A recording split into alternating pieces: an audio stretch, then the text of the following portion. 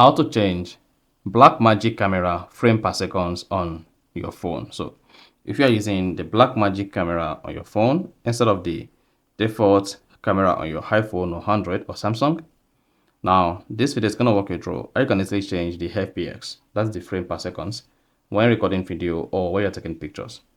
So if you're none of this, you found this often informative, please don't forget to like and then subscribe.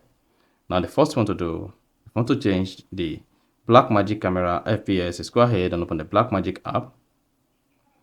Then once you open the Blackmagic camera just like this, locate FPS, yes, and then click on it. Now once you click on the FPS here, you should see your FPS here. I have my frame per second to be 24. So you can just choose to increase it, to change it to 60. 60 is the maximum. And you can also reduce it to 23.98. Just go as far as whatever I want to use in the frame per second, that is the FPS, like this, and then change it.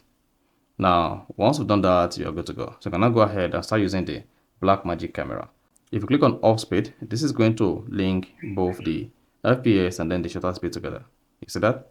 Then disable this, and then you're going to see the effect on your camera the moment you turn on off speed. You see that?